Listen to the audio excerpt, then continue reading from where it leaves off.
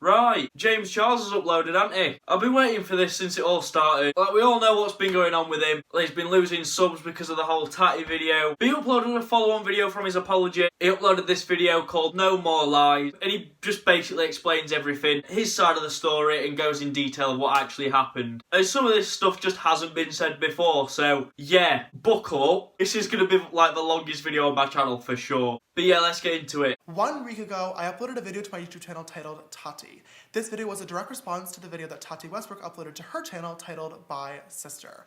Before I say anything at all in this video, I want to make it very, very clear that everything I said in that video in regards to my sentiments towards Tati and my apology, I stand behind 100% and still reign true. Well, I mean, I'd hope so. If you're going to make an apology video, you probably better make sure it's all true and stick by it. That's the least I'd expect, to be honest. I know I got emotional in the video, I apologize. It was something very, very hard for me to deal with, especially when it came to talking about my very own mother. Yeah, he started crying apparently. I didn't watch the whole apology video, like I just couldn't bring myself to do it. I watched like the first 3 minutes of it and got bored. Like it was just too stretched out for my liking, do you know what I mean? In Tati's video, she discusses many of the different reasons as to why she was choosing to close a chapter in her life that I was heavily involved in, making many of her private issues very, very public, and now millions and millions of people have weighed in with their opinions and speculations on subjects that they honestly know absolutely nothing about. He's not wrong when he says millions of people, is he? I mean, just look at those views, chuffing out. I will not ask for sympathy, and I will definitely not ask for forgiveness either,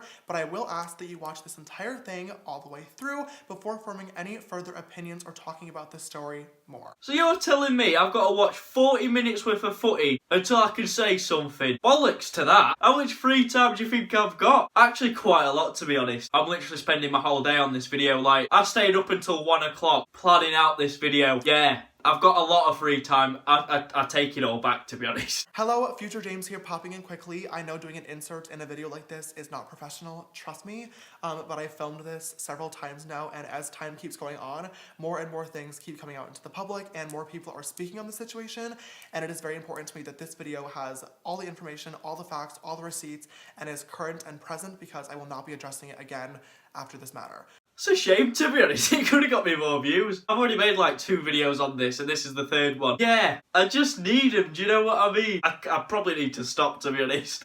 This morning when I was editing this video, I noticed that last night, Tati had uploaded a video to her channel called Why I Did It, and this morning, Jeffree Star was on Snapchat talking about the whole situation. First and foremost, I do want to issue a thank you to both Jeffree and Tati for taking some of the responsibility for blowing this whole thing up, and for starting everything. I mean, to be fair, you are technically the one who started in the first place. You're the one that's done all these sorts of things, and they've just talked about it. I really respect that a lot, and I also appreciate the fact that they are trying to redirect the hate away, because I think we're all aware at this point that it has gotten way too far. The past week on the internet has been the darkest I think we've all ever seen, and it's also been the darkest time that I've ever had to go through in my life, and my thoughts got to a really scary place. I mean, to be fair, yeah, he must have felt so shit after all this. Like, you just have to think that if this were you, like, how would you feel? Because I can guarantee if it were me, I would be so miserable. I just wouldn't want to do anything. Watching Tati's video, it's clear to me that she also is in a really dark place as well, and has been pained by this whole situation. If I've known anything about Tati over the past 3 years, it's that she has a huge heart. There's no denying that, and I think that, or I do believe her when she says that she did not want this to get so vile. I don't really think any of us thought it was going to be as big as it really was. In both of their videos, Jeffree and Tati both mentioned that they hope that I'm able to change and that we can all move on from this situation, and trust me, I agree. There's nobody that wants this over with as much as I do. But in Tati's second video and in Jeffree's Snapchats, they both said that they stand behind everything that they mentioned. And unfortunately, there have been allegations made against me because of these things. And I don't really feel comfortable just moving on from those. To be fair, I saw on Twitter that people were making out that he like sexually assaulted someone in the toilets at school, and there were some other allegations like he was messaging underage boys and shit, and it's just fucking ridiculous. I would like to take this video today as an opportunity to kind of explain everything that has happened and address literally everything. There's a lot that happened behind the scenes leading up to Tati's video, and there's a lot that happened behind the scenes and publicly after Tati's video, and I feel as though it is my responsibility to kind of let you guys in on those because there's a lot of misinformation going around and it's just not really good. No shit. Starting off, my friends and I all attended Coachella weekend 1 from April 11th through 15th, and I had an artist pass provided to me by a brand. We had a really, really good weekend. I mean, you guys saw the Snapchats, Instagram pictures, and outfits, and my video. It was really, really fun, and we will definitely never forget it. But at Coachella, I had drama with a boy that I had been talking with for 5 months prior, and it all kind of clouded the overall memories. Later on that very same week, on April 19th, my best friends and I in the family group chat made the last minute decision that we wanted to attend Coachella weekend 2 again to kind of relive those memories, but boy free. I texted my manager Jake that very same night asking if it'd be possible to get us in for the next day since it was already Friday. Just noticed he mentioned Gage in the text. And that's interesting because someone called Gage made a video on him, like explaining his experience with James Charles. So I'm assuming it's that guy. So I don't really think many parents decide to call their kids Gage. Meaning we're missing the first day of the festival, so therefore we could only go on Saturday. Because it was so last second, we were only able to get VIP tickets, which is not the same as artist, but we headed over anyway and wanted to have a really, really good time. For those of you who may not be familiar with Coachella, I do want to quickly clarify the different passes just because it kind of is important to this whole situation. VIP, although VIP, is still very, very open to the public. Artist passes, however, are passes that you cannot buy. The only way you can get a hold of them is through a brand getting them from the actual festival or through having a personal connection to one of the artists or bands that are playing. I'm not going to bore you through this. Like, this video is long enough already, like... I'm just going to skip to the juicy bits. I'll go through the boredom for you. When we walked into weekend 2 with me and my friends on Saturday, April 20th and Sunday, April 21st, we noticed that there was a major difference in the crowd. We were in the VIP section and I started getting mobbed really, really quickly at a super unsafe capacity because, as many of you guys know, whenever we stop to take a photo, kind of other people tend to come and it just turned into a big situation, and it honestly was not safe. I had remembered from weekend 1 that my friend Nikita Dragon, who I was with a lot of the time, was brought by Sugar Bear Hair and had an artist pass, personal security, and backstage passes and was very, very taken care of. I mean, to be fair, I suppose when you're that big, you kind of need that, don't you? Just to make sure that you're safe and so is everyone else. And safe.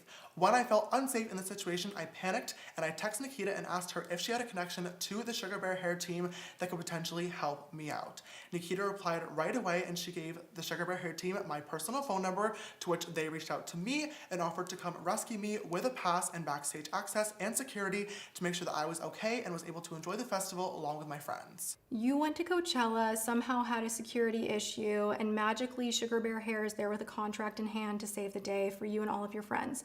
No company would ever go out of their way to have an extra, handful of passes that cost thousands of dollars a piece, like just in case. That leads me to believe that this was orchestrated beforehand, but he had an emotional conflict because of me and promises he made to me behind the scenes.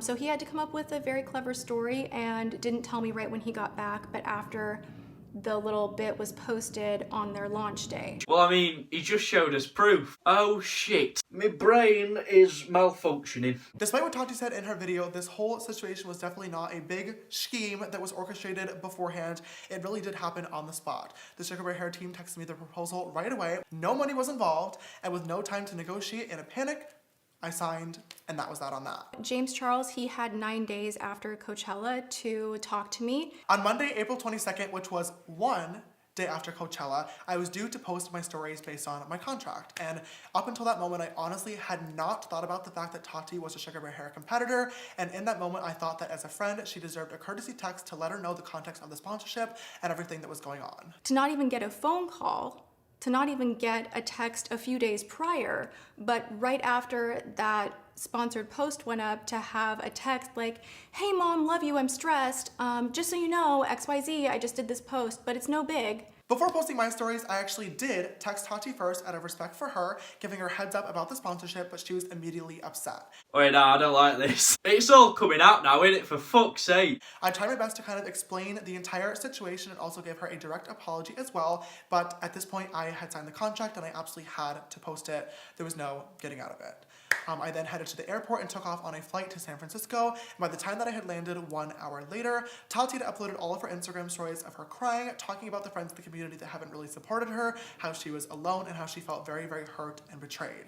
Very quickly, people put two and two together and realized that this was clearly about me, and I started getting thousands and thousands of tweets and comments and texts about the whole situation.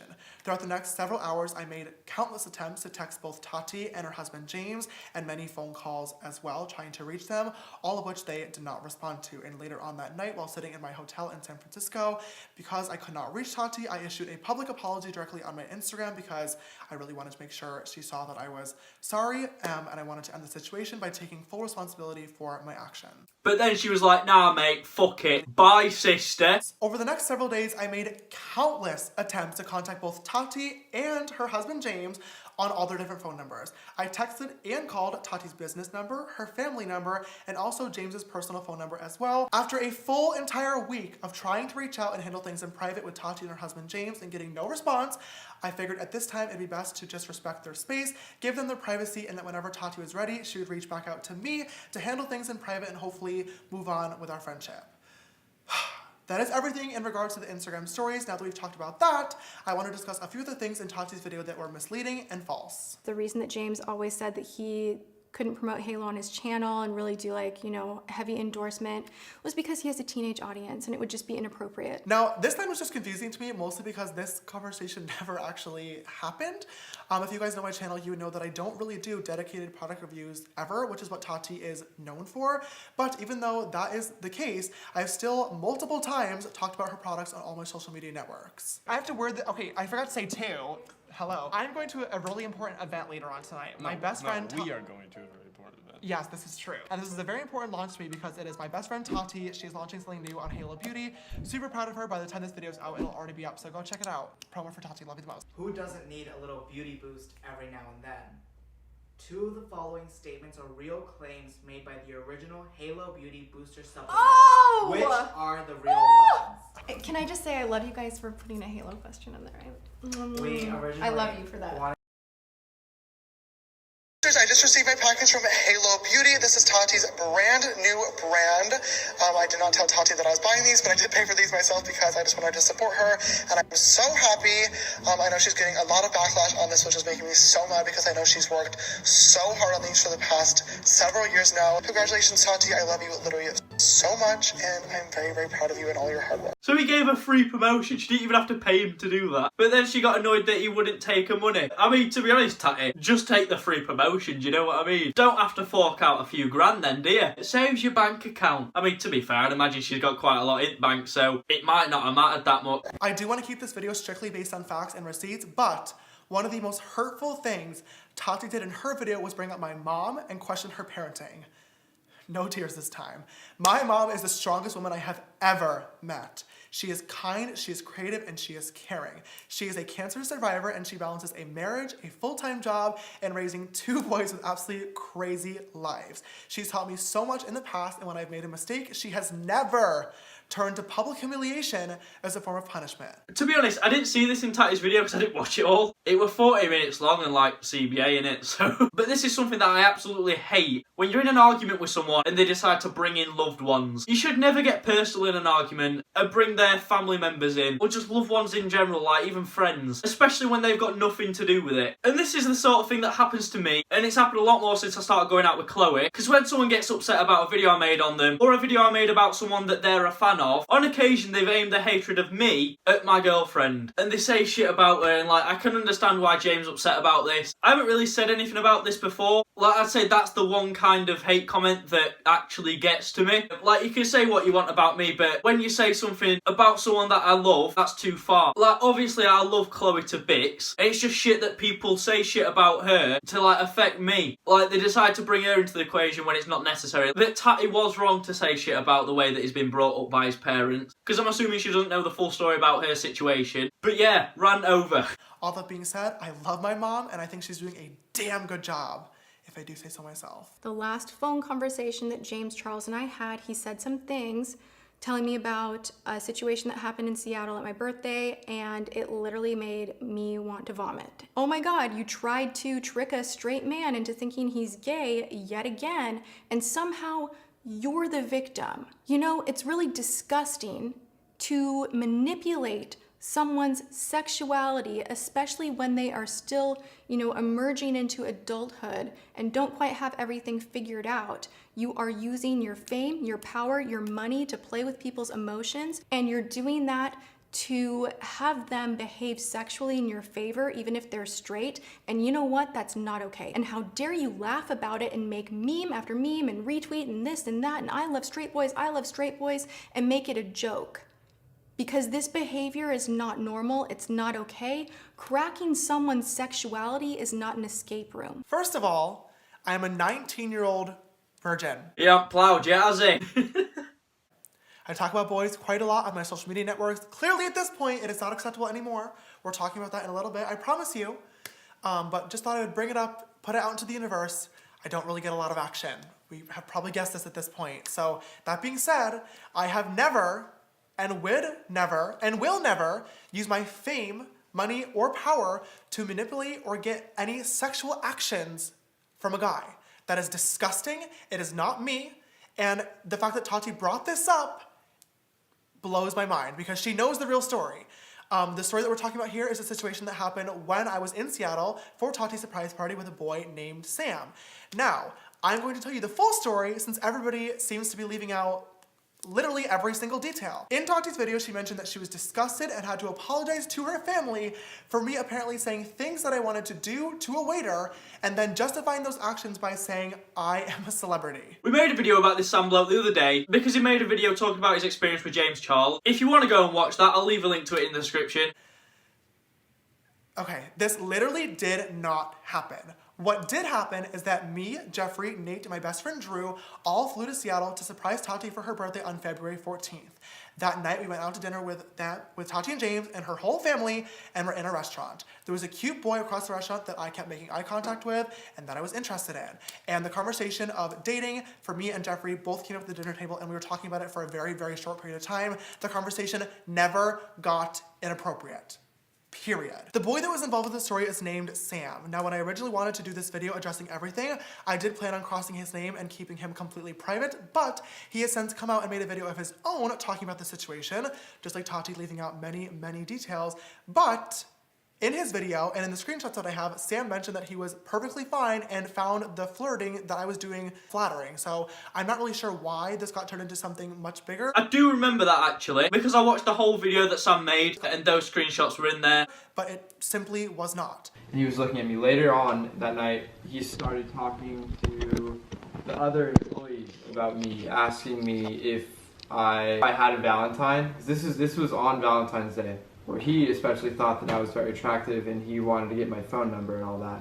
But the wait staff at my restaurant didn't let that happen. He left and it kind of just went untalked about. The I'm a celebrity thing is really incredibly frustrating to me because this is an inside joke between my friends and I that Tati has also participated in, and she twisted this to be something far worse than what it is. This is the joke that really is where we say I'm famous, not I'm a celebrity, and it's something that we don't say in public very often because without context, I get it, it looks and sounds really, really bad, trust me. Literally, famous is synonymous with anything good. So yeah, if my YouTube video does well one day, my friends will say, oh my God, James, you're so famous. But literally, if my friend takes a good Instagram photo, oh my God, you're so famous. If our boneless buffalo wings at Chili's are extra delicious one day, oh my God, these wings are so, so famous. So it's literally just an inside joke. It looks like Tati's used it to make him look bad. Bit shit that, innit? It has nothing to do at all with fame, power, or money, which is what Tati alluded it to being, and it is so frustrating that she turned an innocent and funny inside joke that she has participated in into something so beyond disgusting. I'm going to try my best to make a long story very short. The next day, Sam slid into my DMs first, and I happened to see it. We started talking back and forth, and he mentioned that he was flattered by me flirting with him the night beforehand. Sam didn't put these bits in video, did he? Naughty boy. Sorry about last night, you're very attractive. And then I responded with, it's all good, very flattering actually. A few minutes into the conversation, I asked him about his sexuality, and he told me straight up that he was bisexual. Oh my God, you tried to trick a straight man into thinking he's gay. There was no straight men being manipulated anywhere in the story like Tati mentioned. Later on in the conversation, he asked when I was leaving Seattle, and I told him the next morning, to which he responded, I wish we had time to hang out, and I said, hey, why don't you come over to my hotel tonight? We can watch a movie together. He said, Sounds good. Later on, he messaged me first and told me, hey, straight up, I've never done anything with a guy before. I'm a little bit nervous. To which I told him there was absolutely no pressure. This is all shown in the screenshots. Sam showed up at the hotel. We watched a movie together and we cuddled. After the movie, I asked him if he wanted to kiss, to which he said yes. I get to the hotel room. We say hi. It's all fine. We end up watching a movie. And after that movie, he asked to kiss me. I said yes. And we ended up making out for around an hour. And if I'm being honest, he's the worst kisser I've ever kissed. Way too much tongue. All right, note taken. I'm fucking done. I was looking forward to seeing his reaction to that. That's amazing. After making out with Sam for over an hour, I did invite him to sleep over at the hotel. And he kept telling me to stay, like, please stay, don't leave me. All this and that, but I really wanted to go home. So I left. Of course, I wanted to spend more time with him, but he said that he wanted to go home and be in his own bed and think about everything that was going on because it was quite a lot, and I definitely understood and did not blame him. He then left and sent me a message afterwards thanking me for being so understanding, and I told him that I would always be there for him if he needed literally anything. Point being, everything that happened in the hotel room was 100% consensual, and this is confirmed. I said yes. By the only two parties that were actually there being myself and Sam. I didn't even realise there were any talk about it not being consensual. Like, in the video, they explained that it was anyway. After this night, Sam and I continued to talk for the next several weeks. At first, it was really great, but I noticed that his feelings towards me and sexuality were kind of wavering quite a lot, and I came to the conclusion that he needed to figure himself out and that I needed to move on because I kept getting hurt. Last important note to keep in mind about the timeline of the whole situation. On May 2nd, Sam texted me from his friend's phone saying that he was fully gay and needed to talk to me about something important. I called him, and instead of talking about that, he asked me if I was talking to another guy at the same time that I was talking to him. I was a little bit confused as to why I was being asked this, but I did answer him honestly, and then I asked him what made him come to a conclusion with everything. To which he said, I'm actually not fully gay. Sammy boy just couldn't make his mind up, could he? I mean, I get that it's a big decision, but Jesus Christ, Sam. After dealing with this a million times, I was frustrated, and I hung up. Just to clarify, so there are no further questions, the point of including this screenshot is not to out Sam. Sam texted me saying he was fully gay, but it was a trap to get me on FaceTime so he could illegally record the conversation to include in the video that he was planning later on. Like I said, at the end of the conversation, I asked Sam how he came to this conclusion, and then he told me he was not fully gay, to which I hung up out of frustration. Later on, he texted me saying he was confirmed bi. This is why, in Sam's video, he included a screenshot of me telling him I did not think he was fully straight. This comment had a lot of people really upset and confused as to why I was telling somebody their sexuality, but there's a very simple explanation. Sam and I talked for a very long time, and his sexuality, like I said, wavered a lot. Every time that he was a little bit confused, we had open and honest conversations about it, and he always asked me my input, and I gave it to him. I would never out somebody, and I have never, ever tried to manipulate somebody's sexuality, including his. Point blank period. I didn't see the phone call bit. The video that I reacted to was a re-upload because Sam deleted the video. Probably because recording someone's phone call without them knowing is illegal. So he could have got in trouble for that, but the re-upload didn't have that in. The whole situation that happened with Sam was very long and complicated and left both of us very hurt and confused. And through trying to deal with this, I reached out to many of my different friends for advice. There was one night in my kitchen where Tati, James, and Gabriel all came over, and I told them the same exact story and showed them the same exact screenshots that all of you guys just saw. After hearing this, like Tati said in her video, Tati and James actually did have a heart-to-heart conversation with me about the boys that I get involved with. They told me that talking to curious guys was going to continue to get me hurt, and that also it could look really bad from an outside perspective if somebody tried to manipulate the situation. And for me, this was a major wake-up call that I took to heart because I honestly had never thought about it in any other way. The thing is, they've said that someone might manipulate the situation, and then they've gone and manipulated the situation. Because I knew that everything that I was doing was always consensual between both me and the boy, and I had receipts to back it up. But I wish I knew at the time that Tati's advice was really a warning, because she did exactly what she told me someone else may, which was tell my story with no details, no facts, and no proof, and twist it around, and now serious allegations have surfaced that could permanently damage my career. There is a potential lawsuit in all this, like I'm not even joking. Tati and Jeffree Star could both be in serious trouble. Now, like I said, the talk that happened in my kitchen, I really did appreciate because it was the first time I kind of took a step back and was able to analyze what was going on. And this week has been a major eye-opener for me as well. I want to take a brief moment to talk about boys. boys have obviously been a topic that has been discussed quite in detail on my YouTube channel and social media networks. This is no secret. I wish it hadn't been, but if I'm going to talk about it one last time, I definitely want to be open and honest with you guys, the ones who matter. I came out of the closet as gay at age 12, which is honestly really, really young to kind of figure all of that out. I had 2 other boys in my school at the time who were gay, but we were all close friends, so nothing was happening there, if you know what I mean. But all my other friends were having their first kiss underneath the playground slide or getting into their first relationship and talking all about it. And for me, I was on Pop Tropica and social media networks trying to make friends and trying to find out what else I was interested in. I never really got the opportunity to experiment with love and learn from that as a growing teenager, and I think that that's honestly left me kind of underdeveloped as a person in a lot of different ways. See, I can't relate to this because I've been a pussy magnet since I came out at womb. But on a real, I can understand how lacking this sort of thing can have an effect on someone. Because, I mean, you need to experience things to know where you've gone wrong and to know how to learn from it and not do them again. I've been forced to grow very, very quickly because of the job that I work in social media, which I know I've said a million times beforehand. But love and relationships is something that I have barely any experience in. And I honestly think that that's why I'm a lot less mature than others may be in the situations that I get myself into. I definitely am emotional and I let that get the best of me sometimes. I can be dramatic, I'm reactive, I'm forward, I'm flirty, and these are qualities that I'm not necessarily proud of at all. But I can confidently say that with each experience, I'm learning more and more, and I've been able to better myself. I mean, to be fair, you do have to understand that he's only 19. Like, he's not an old bloke with a goatee who lost his virginity in 1978, is he? Like, he's still got a lot to learn. But a lot of times these situations have become public. My own fault, but having millions of people watching you learn can be very, very tricky. This is true, like, I wouldn't like to be in controversy that's been made public, especially not at my age now. Like, I'm turning 18 soon, so I'm not that much younger than James. But the thought that me making mistakes and learning from them could become public is something that I am worried about. And I hope that I never make a mistake that's that bad it's going to affect my reputation. When it comes to experiences that I've learned from in the past, a lot of times I've talked about being into straight guys. Now, this conversation is something that has upset and also confused quite a lot of people. So in order to provide a little bit more context, I would like to play a clip from Tati's friend Jeffree Star's video titled "The Truth About My Relationship." I was single for a long time, and the reason why is because I am really not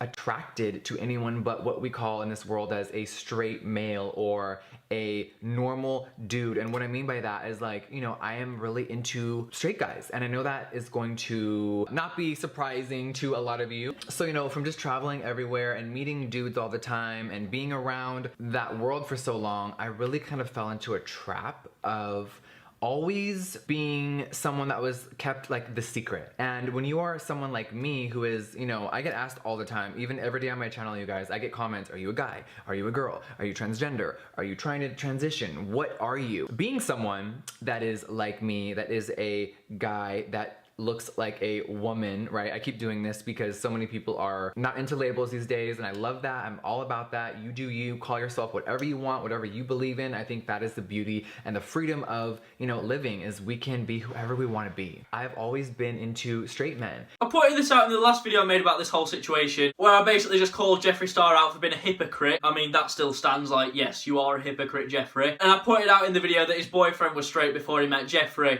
And this is 100% true. Like, I've shown evidence in the video. Jeffree said it himself. And the problem with that my entire life is I never found real love, because straight men behind closed doors, they love people like me, they love hooking up, they love having fun, they love the relationship as long as other people don't know. I really like this clip from Jeffree's video because not only is everything in it very accurate, but I honestly feel like he did a great job of explaining a topic that is very confusing and complex and that not a lot of people understand, including me fully, to be honest. Yes, as a gay man, I am attracted to men, and in the past, whenever I have found a guy cute on Instagram or on social media, I have slid in the DMs with a simple hello or a nice compliment.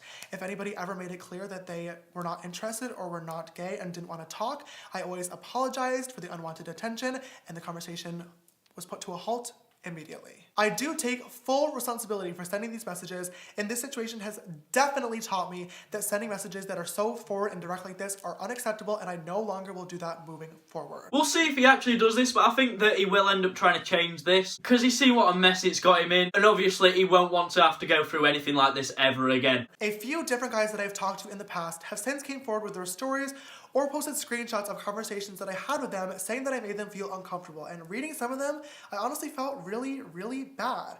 I reached out to all the boys directly and apologized to them for my actions. But aside from those few guys, people are treating hashtag James Charles' over party as an open invitation to add to the narrative with lies, which is not only harmful to me, but it's also creating very, very dangerous stereotypes around the LGBTQ+ community. For example, Zara Larsson, who's a pretty big singer, tweeted saying that I messaged her boyfriend multiple times knowing he was straight. And this tweet got almost 500,000 likes before it was deleted. In her defense, she did later on say that it was only one message, but it was way too late because the media had already ran with it, saying that I was harassing straight men and wouldn't leave him alone. The fact she deleted it is just a bit pathetic, to be honest, isn't it? Like, she over-exaggerated it to make it look worse than it was, jumped on the bandwagon because she saw everybody else were doing this. Had I known that he was dating Zara Larsson, I clearly never would have messaged him in the first place, but this is all very hypocritical considering this is how Zara Larsson found her boyfriend. I'd like to pose a question to you, the audience, and ask, why is it okay for Zara Larsson, a woman with a public platform, to tweet these photos of a shirtless man and say, who are you, where do you live, how old are you, why are you so fine, and how do you like your eggs cooked in the morning? But for me, as a gay man, to DM the same person in private with a simple compliment is predatory. These stereotypes around gay men have been and continue to be very, very harmful to the community and have been historically used to villainize gay men in society. To be honest, you were probably just a bit jealous. But I think she jumped on the idea that you were trying to turn him gay. But I think whether you're gay or straight, tweeting out pictures of someone that you find attractive and going off like she did, that's just a bit weird. Someone completely fabricated a whole entire story about me touching another boy in a high school urinal, and it blew up. This person came forward a few days later saying that it was a social experiment, but it was too late. People also completely photoshopped Twitter DMs of me reaching out to these people, threatening legal action if they were to tweet more things, when in reality I have literally not even been on social media, and I deleted the Twitter app from my phone. I saw these because Alex made a video on it, and it's actually disgusting that people are doing this. So all these things are just so false and are so fake, and it's truly disgusting. Also, pretty much every boy that I've ever even communicated with at this point is posting screenshots of our conversation to make a spectacle of me. I've dealt with so many fake stories in the past, from Coachella, the fake sex tape, and now this, and I'm done. I'm done being the subject of these bandwagon stories for likes. It's not okay. I mean, it's not, but it is the way people are. Any opportunity to get clout and they take it. I mean, I'm literally doing that right now. And I've done like, what, 2 or 3 videos on it before? I've jumped on the bandwagon like everybody else. Now that we've addressed and cleared the air on the boys, let's get back to our timeline, because somehow there's still a whole lot more to this story and more claims as well. In Tati's video, she said that she felt she needed to bring all of this to the public eye because people needed to know what's going on behind the scenes, and I truly cannot believe that I'm about to bring up what I'm going to bring up, but I feel the same exact way. On Monday, May 6th, Jeffree posted this tweet to his Twitter, which I instantly started getting tagged in. After this tweet and a few other ones from him and his friends, I decided to reach out to him and ask if there was something going on that I should be aware of. He replied to me and he said that it was not about me and that it was about another brand stealing his ideas. This message was in a voice memo, which has since disappeared from the screenshot. You'll just have to believe me. I have literally no reason to lie at this point. Even though he said it wasn't about me, I still asked to talk to him, but he said he was unavailable. A few hours later, while I was getting ready for the Met Gala, I got this text from Jeffree. Concerned but mostly really confused, I reached out to him about meeting together in private in hopes to speak together and figure out the misunderstanding, but he didn't reply. 3 days later, still no response. I decided to reach out again, but he was not available to talk. I flew to Australia on May 8th, and on May 10th, hours before my scheduled meet and greet appearance where 5,000 fans were already waiting outside, I was woken up at 4 in the morning by my friend because Tati had just uploaded her video titled "Bye Sister." Watching Tati's video, it was very clear to me that my friend was still very hurt, and even though I had already apologized both privately and publicly, I wanted to make a video right then and there with my raw and honest emotions. But because of the time difference, it took me an extra few hours to film the video and get it up, and by the time I was about to hit publish, I received yet another text from Jeffree Star. I've already cleared up Sam and our night together being 100% consensual. He was absolutely not trapped in a hotel room. But Jeffree also brings up Zach. Zach is his boyfriend Nate's brother, and not only did I not pursue Zach, who identifies as mainly straight, but it was actually Jeffree who suggested that I talk to him in the first place. The beauty community just sounds wank, doesn't it? Everyone's just beefing with each other, holy shit! Hey, Nate's brother is single and mainly straight, right up your alley. Sounds good. And he... Sounds great for me. Uh-huh, and he just moved here, work. Zach and I talked on Snapchat for maybe a total of 10 selfies back and forth to each other. He was super, super sweet, but it was very clear to me that he was not actually interested, and the conversation stopped before anything could even get remotely flirty at all. With everything going on, I did not reply to Jeffree's text in the moment. A few days later, on Monday, I woke up again in the middle of the night from a phone call from my little brother Ian, who was very, very upset. He told me he had tweeted saying, "Why do people act so tough online about somebody from his hometown who was bullying him?"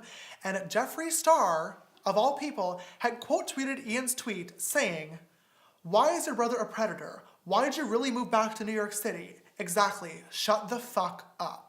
Many people were quick to call out Jeffree for bullying a kid who had nothing to do with the situation literally at all, and he deleted the tweet. I saw that tweet. Bit of a bell end thing to do, isn't it? Yet again, bringing in loved ones into a situation that they're not actually in. After this, I went to check my phone and noticed that Jeffree had texted me a few minutes prior, and I opened my phone to this. I really want to read this text out loud, just so you all get to hear exactly what I had to read, but also so I don't miss anything. "Grayson is going on camera shortly to finally tell the world how you tried to molest him and touch him in his sleep and made him uncomfortable for months, you sick motherfucker. Next, Zach will be going on camera to tell how twisted and sick you were, trying to get him to like you and then make him feel bad when he didn't want to send you photos back. Then Sam from Seattle will be joining me and Cameron to talk about you trapping him in his hotel room. You need to be locked in prison for a very long time. You need the internet taken away from you. You are a danger to society." As disgusting as it is, I have to admit, bringing up Grayson Dolan was pretty clever. At the height of all these allegations and stories going around, both of the twins unfollowed me, not wanting to be associated, and fans started speculating that the rumors could be as to why.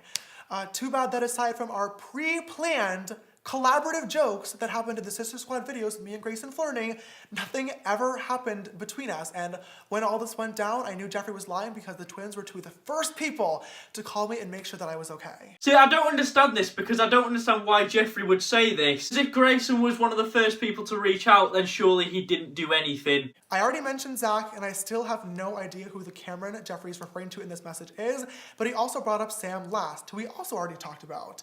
Later on that day, though, Jeffree was right. Sam did upload a video to his YouTube channel telling the whole story. He left out almost all the details and included an illegally recorded FaceTime call, which was on May 2nd, told you to remember that. But even through all of this, he still managed to get the point across that our interactions were 100% consensual. Next was Jeffree's tweet to my little brother Ian. Now, I did say that this video was going to be solely based on facts, and I of course can't prove what Jeffree was trying to imply here, and I don't want to put words into his mouth. But since it's now open for speculation, might as well clear the air. Ian actually went home for a few different reasons, but it's temporary. He had to get his wisdom teeth taken out, and he's also working on different modeling opportunities in New York City, and I am so incredibly proud of him. But he was also having a really, really hard time in LA. Dealing with a public breakup and negativity online sent him into diagnosed clinical depression, which he is now being treated for, and he wanted to be with my parents. Nothing more. Last but finally not least, Jeffree posted this tweet claiming he hadn't seen me since February and that Nate banned me from their home. Now, this so-called ban is the first time I'm ever hearing of this, and I just think it's really funny that Jeffree brought this up, considering the fact that he's tweeted me twice in between February and now saying that he missed me. Regardless, he ended that tweet by saying I was a danger to society and everything in Tati's video was 100% true. Adding insult to injury, not only did Jeffree text me, but he also went out of his way to text my best friend, Drew, this lovely message trying to turn him against me. Jeffree's messaging about me both in private and in public was hurtful, defamatory, extremely excessive, but most importantly, literally all based on lies. Jeffree just went ham, didn't he? He just seems to have tried to turn everything against him, which is a really shit thing to do, especially if he doesn't know the full story. I wish I knew why he was doing all this, but at the same time, his track record with public feuds makes none of this a surprise. Tati made a video telling stories about me and publicly humiliating me, and now I have serious allegations against me that could be detrimental to my career. Hello, Future James here popping in again. I've been completely honest with my whole timeline thus far, and I obviously want to keep doing so I feel like it is only fair to mention that only within the past few days, pretty much everyone involved with this situation has started to reach out to me in some way, shape, or form. Sam Cook, the boy from Seattle, has called me 9 times and sent me a few different text messages about the situation, trying to make things right. Tati and her husband James have tried to reach out in order to schedule a meeting, but only through a mutual YouTube rep that we share. And I've also heard from that same person that Jeffree was open to a meeting as well. I just hope everything gets sorted, to be honest. Like, this is just shit. Like, they need to talk in private and just go through it all. Like, they should have never been online. Sort it out in person first. This whole thing has just been really difficult for me because throughout the past 3 weeks, literally all I've wanted and all I've asked for was for communication from these people, and I tried really, really hard to get that, and I didn't. So I declined the meetings because I felt like this was started publicly and it was addressed publicly, and I felt like it was only fair for me to address this publicly as well. Fucking scratch that then. Bollocks to it. Get it all out there. Before meeting behind the scenes and talking further.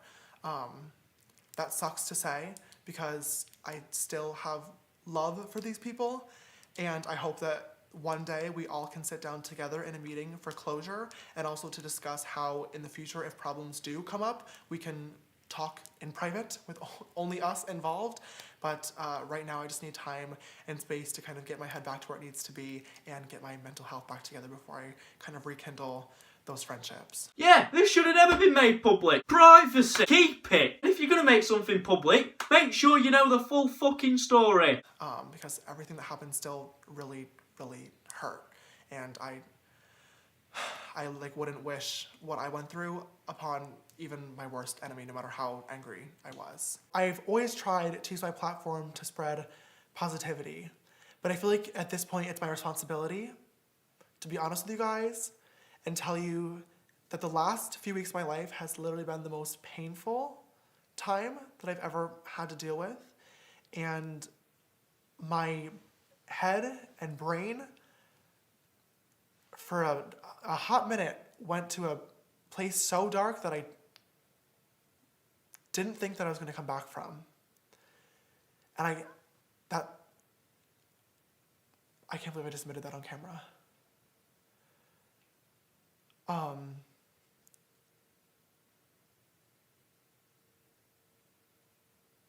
People always say that being a social media influencer is an easy job. And this is something that I've talked about time and time again on YouTube. We get it. Before he says out else, I fucking hate that. I just hate it when people say that this shit's easy. Like, I'm not a big creator, but it's not easy even for people like me. I'd like people that say that sort of thing to try and do it themselves, because then I think they'd think completely differently.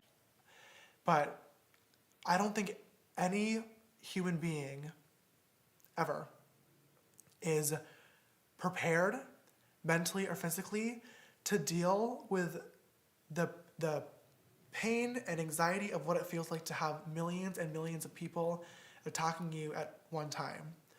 Having to read the hundreds of thousands of tweets and the YouTube videos and the articles about me and my character and my family based on things that were almost all lies, like, it messed me up. It messed me up. I can't say I'm surprised. If this were me in his shoes, I don't know how I'd cope. Like, that's millions of people constantly bashing you. Right, I'm going to end it there. He says that he's going to take a break. And that's understandable, to be fair. I don't blame him. And then he gives us a wave. Bye, sister.